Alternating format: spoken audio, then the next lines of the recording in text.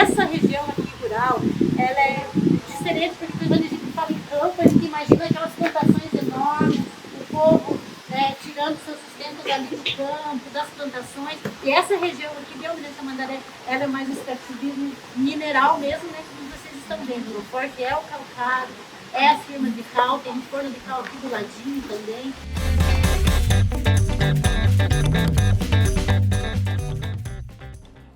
Primeira política que eu quero compartilhar com vocês que a gente leva a sério é da alimentação escolar. Comer pra gente é algo muito sério, faz parte da vida. Então nós entendemos que a alimentação ela precisa ser um direito de todas e todos, ela é um direito, a fome é o pior que tem. E aí eu sugiro mesmo assistir Betinho, tem um documentário dele que é Betinho, a Esperança Equilibrista. O que o Betinho consegue fazer no Brasil no combate à fome, o que ele denuncia da fome, gente, nesse país, é algo que a gente precisa entender para compreender o que a gente vai fazer.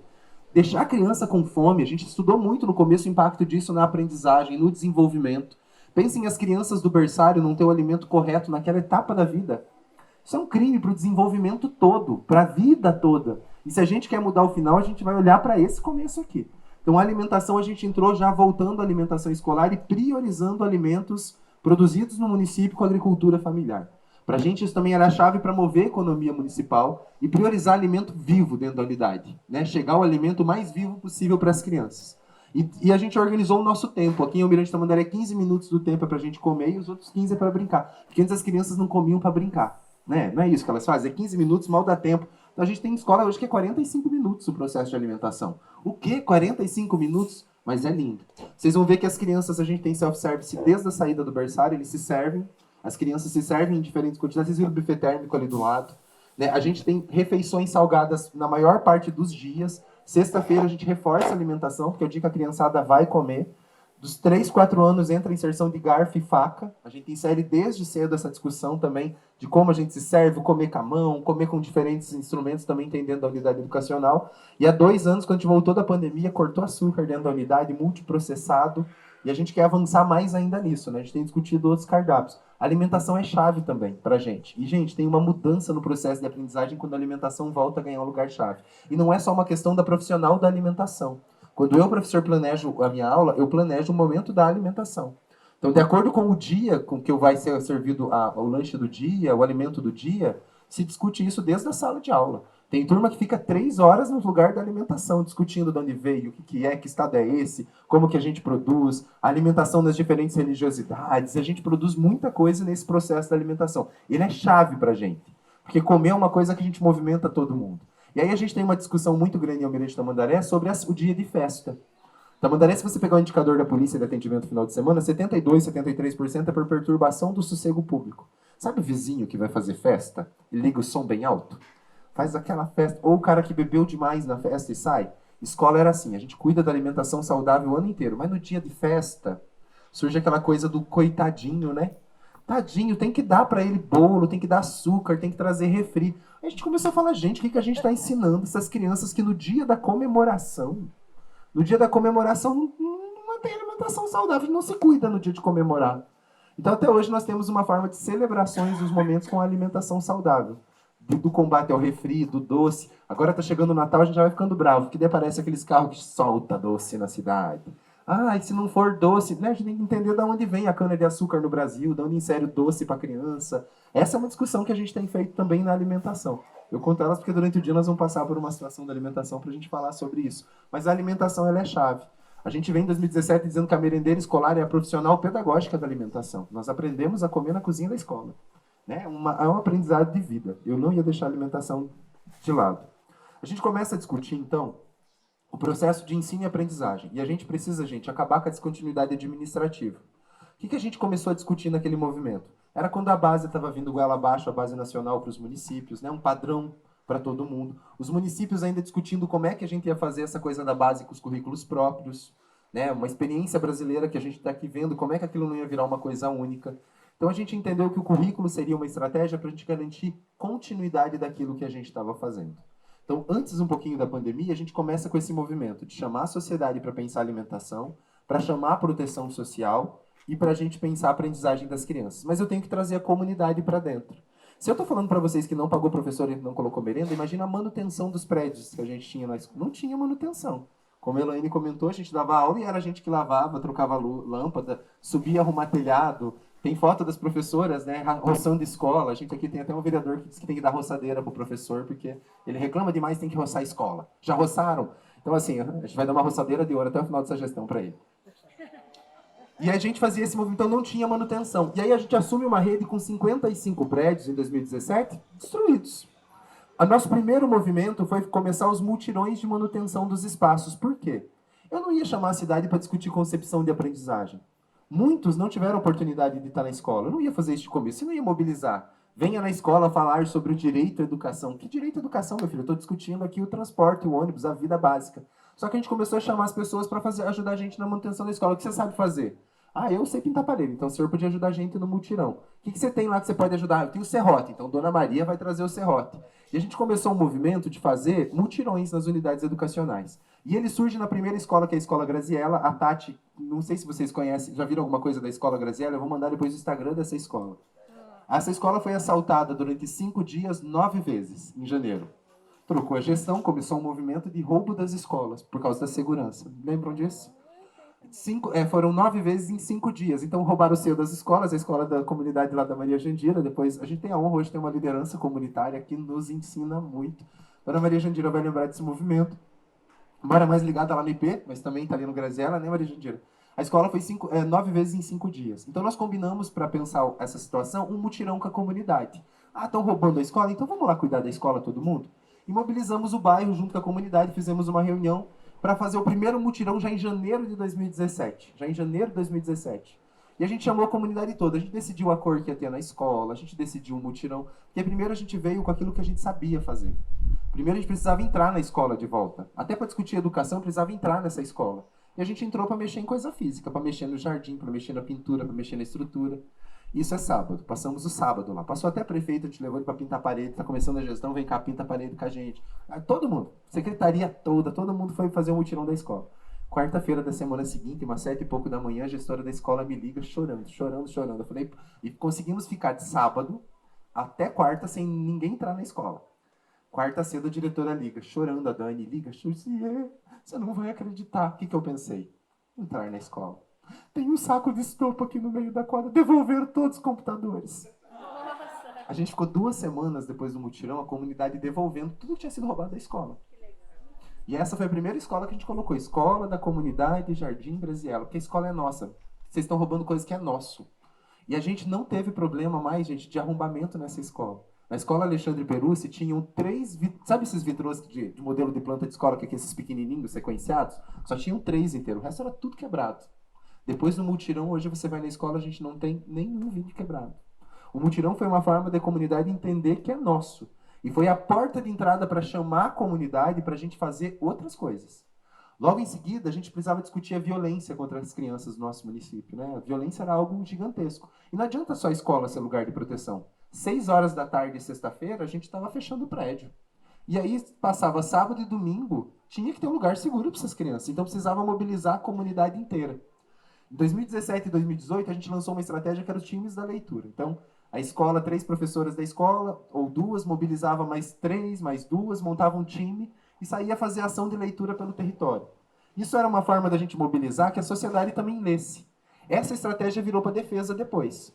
Então, cada escola nossa, 3, 4 pessoas, mobilizava mais 3, 4 pessoas e montaram um time da defesa, 2018. Então, cada escola nossa tem um time de pessoas que se reúnem, tem time com 40 pessoas, tem time com 80 pessoas, que cuidam dos indicadores de violência do bairro, e a partir desses indicadores eles lançam propostas para a própria comunidade.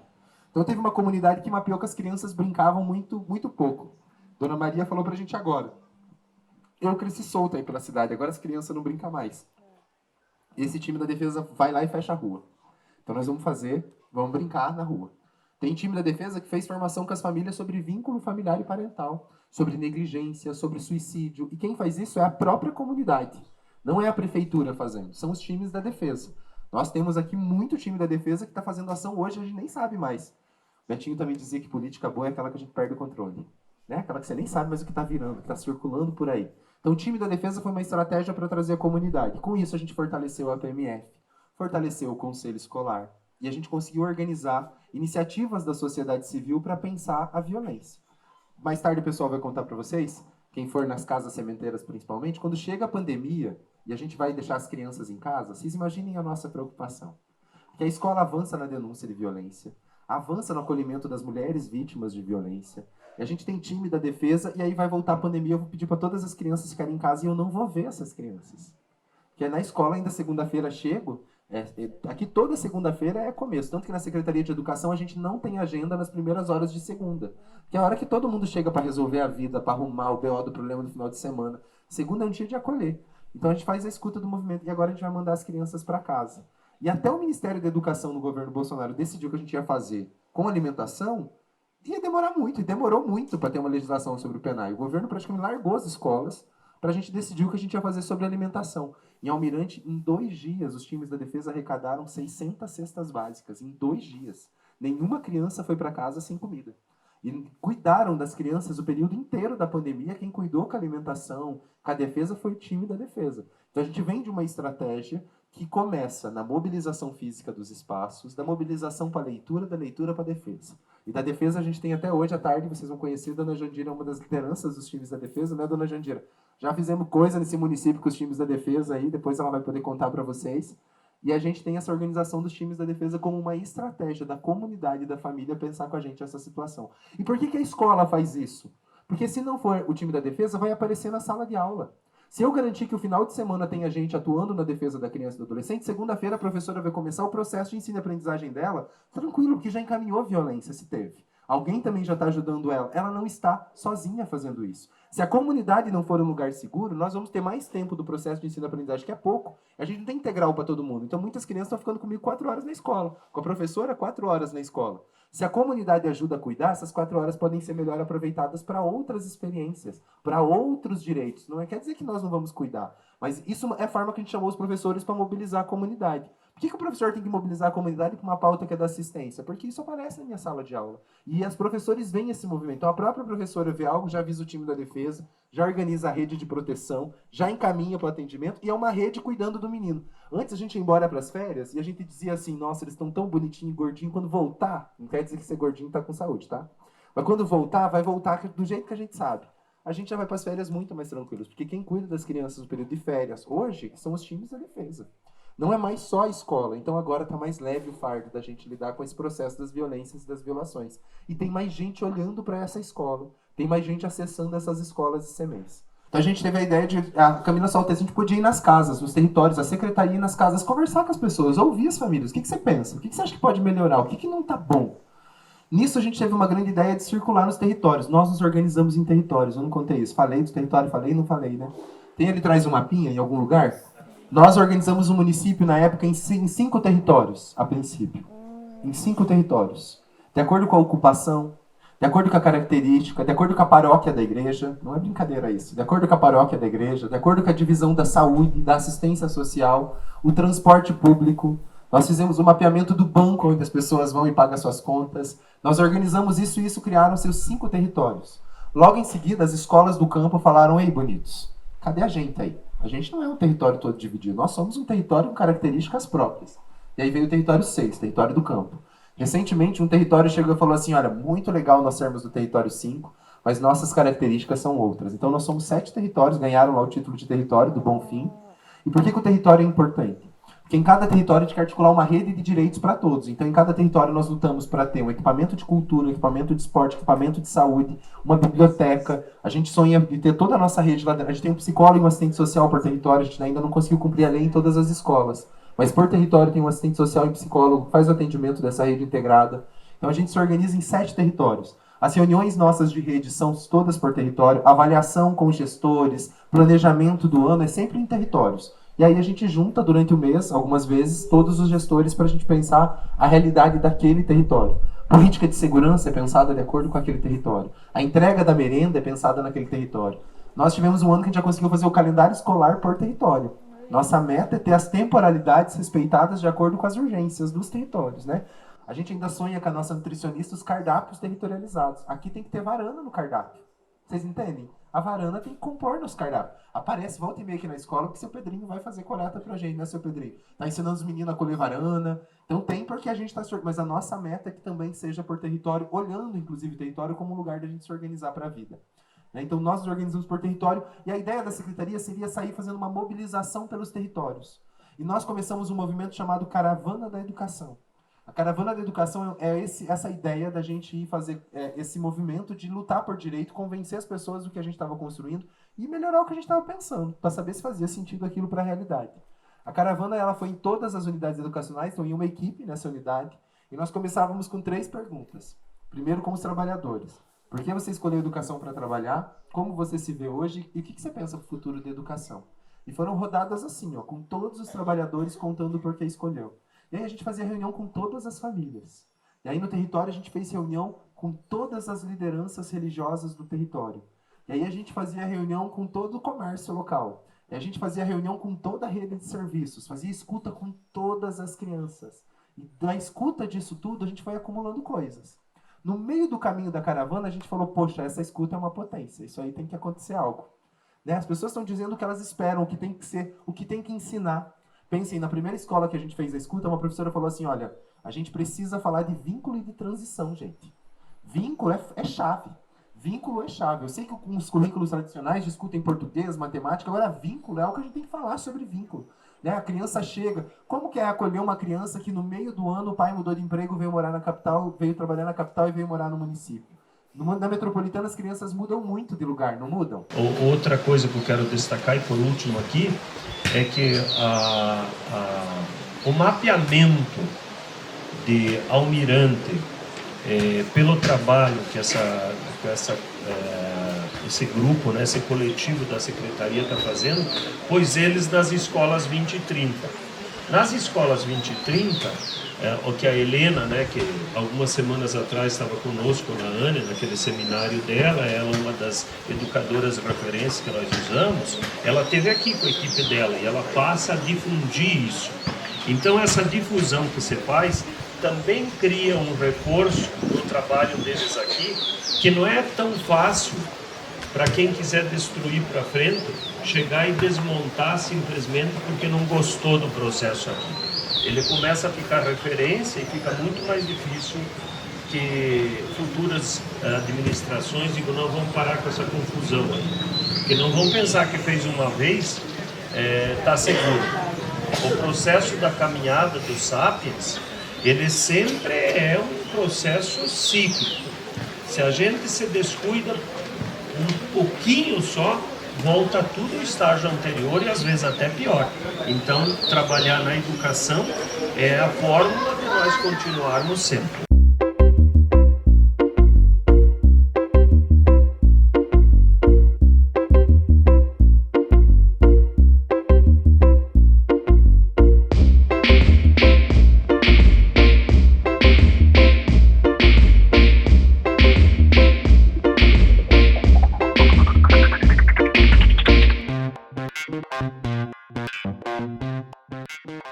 Casa Sementeira, 2020, que veio com a pandemia, chegou essa novidade para todo mundo e tínhamos que pensar em algo rápido.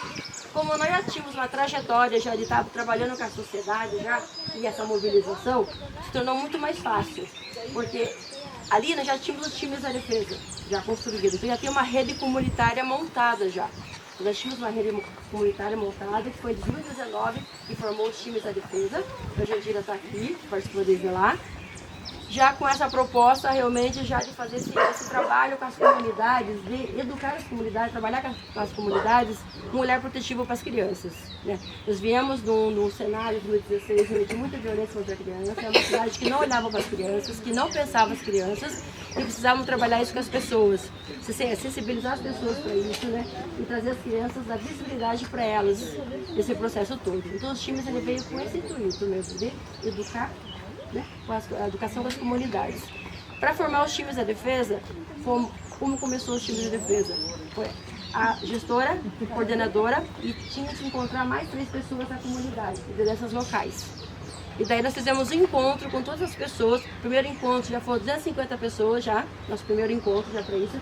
Ali nós sensibilizamos as pessoas, trouxemos os dados, a importância de olhar para a violência que está ocorrendo aqui no Almirante, do lado da sua casa, por exemplo, uma criança sofrendo violência.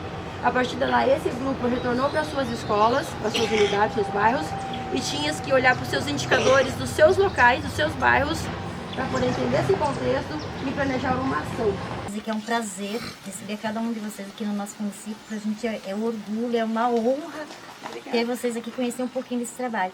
Quem estava falando para mim, eu faz mais de quase 50 anos que eu moro aqui no município. Então, para mim, está sendo um prazer, um orgulho tão grande de ver o que está acontecendo na nossa educação aqui no município com as nossas crianças. E quando eu fui convidada para fazer parte do time da defesa, eu não tinha dimensão do que seria, né, o time da defesa. Ai, o que é o time da defesa? Mas depois eu fui ver, nossa, o que acontece? Aí de repente me colocaram na escola, aí de repente me colocaram no outro CMEI, de repente na outra escola, de repente no outro CMEI. E resumindo, eu faço parte do time da defesa de 6 CMEIs e escolas, contando com tudo. Porque aqui no nosso município é assim, que nem ela já falou, cada CMEI e cada escola tem seu time da defesa.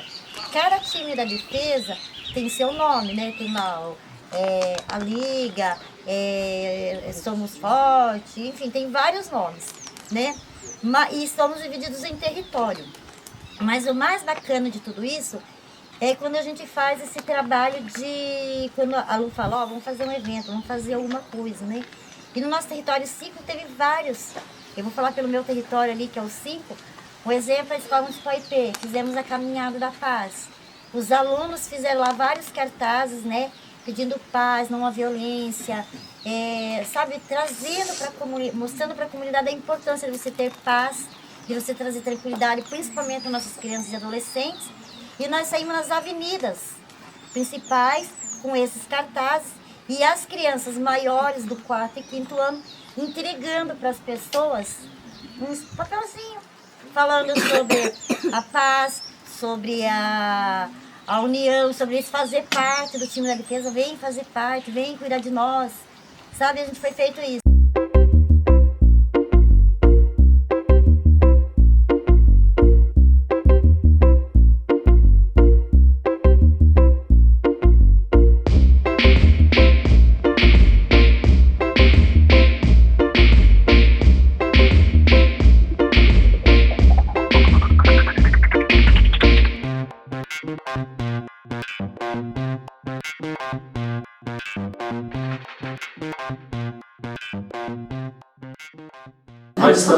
Nós estamos hoje fechando a primeira fase da M4. Então, lembrar isso. E o quanto é difícil, né, caminhar com esse curso. É um desafio muito grande.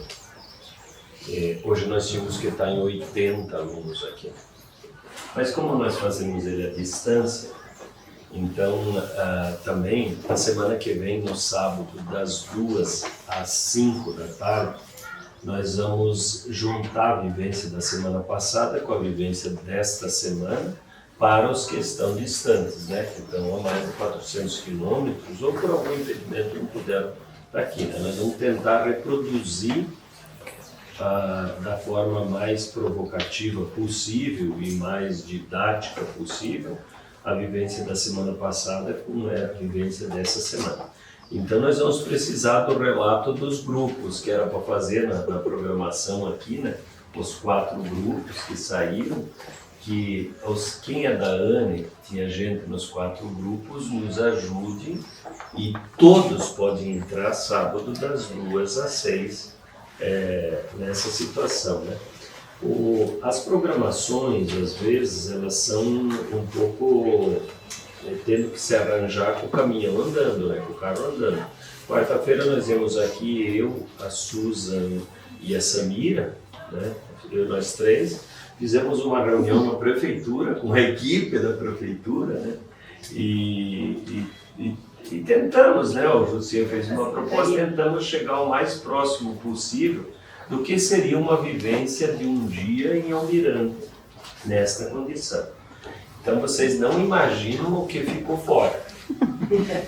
Muito mais coisa ficou fora do que foi possível. Nossa, eles tinham um preparo gigantesco, né, da coisa assim. Até o Léo ontem, quando chegou, fui pegar ele no aeroporto, e ele disse, nossa, a programação está intensa. Eu disse, mas tudo é intenso. Lá tudo é intenso, em Almirante, então mais ainda. Né? Mas eles nos iam receber com textos, com rodas de música, com playlist, com relatos, com não sei o quê. Ia terminar de tarde fazendo mais uma playlist assim. Então, eu acho que a José, de um de vocês, 2, 3, também participar sábado que vem e tentar reproduzir o que vocês tentaram transmitir aqui, né? E o que nós tentamos, porque nós escolhemos a vivência de Almirante para fechar essa fase. Eu não sei quantos de vocês conseguiram vir em todas as semanas. Nós estamos na 13ª semana do curso. Eu acho que é muito difícil que tenha alguém que não seja da equipe, e mérito se tiver, que veio participou as 13 semanas. Mas ele é um processo que mexe muito, ele é desenhado para mexer. Nós ensaiamos como que nós podemos provocar as pessoas. Provocar quem? Quem resolve fazer uma pós-graduação. Era interessante que isso já fosse provocado na graduação, fosse provocado antes, né? E aqui um pouquinho de Almirante, eles conseguem já mexer com as crianças. Como é que vão ser essas crianças quando elas chegar no ensino médio, na faculdade, ou numa ANE, ou num curso desse tipo que nós estamos hoje em 11 estados, né? Nós temos alunos de 11 estados e temos 40 pessoas na equipe. É a maior equipe que tem na federal, eu acho que no mesmo objetivo que foi montado, porque tem uma participação muito grande de gente fora, são 40. Nós estamos, eu contei meio rápido aqui, nós estamos em 12 da equipe. Um desafio poderia ser assim, quem dos alunos da ANE aqui consegue indicar os 12 que são da equipe? É difícil, porque a gente se mistura, nós não destacamos, eu sou professor, eu sou não sei o quê, eu sou bom, estou dando aula, tem que me ouvir e tal. Eu não sei se tem alguém que consegue indicar os 12 quem é aluno. Quem é aluno, normal. Então, quando eu vejo, e sempre está nos relatos, sempre tem, né, nas outras vivências, ou lá nas aulas presenciais ou online, a pessoa diz assim, não, vai citando um outro exemplo de um local que não, que é o contrário, muito ruim em relação àquilo que a gente visita. Mas note que todos os lugares que nós vamos, e vocês vão visitar mais 10 lugares até o final do ano que vem, e está todo mundo sempre convidado, a dificuldade não que se imagina assim que nós tenhamos que sortear vaga. Não, nós temos dificuldade de fazer as pessoas participar. Num curso assim. Então, quando cada um levanta o quanto é difícil mudar um lugar, a gente tem que pensar o quanto é difícil o estudante estudar. Perceber que ele tem que estudar. Não tem como fazer mudança se não estudar valendo. Se não se apropriar, se não visitar, se não se questionar, não adianta eu reclamar dos outros. E tem uma questão que aos poucos, cada um de vocês vai percebendo, que os lugares que mudam são os lugares que estavam nas piores situações.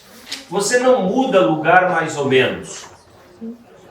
Na questão dos paradigmas, você não consegue mudar um local que tem um certo resultado sendo acompanhado, porque ele tem um poder tampão, ele tem um poder de segurança, ele tem um poder de conservação, que quem está ali segurando um pouquinho aquele pouco que tem, não deixa mudar. Então quem muda é o que está no extremo da situação desafiadora e ruim. O José começa hoje de manhã, né, ele falou isso em todos os lugares que foi, como é que era o Almirante Tamandaré.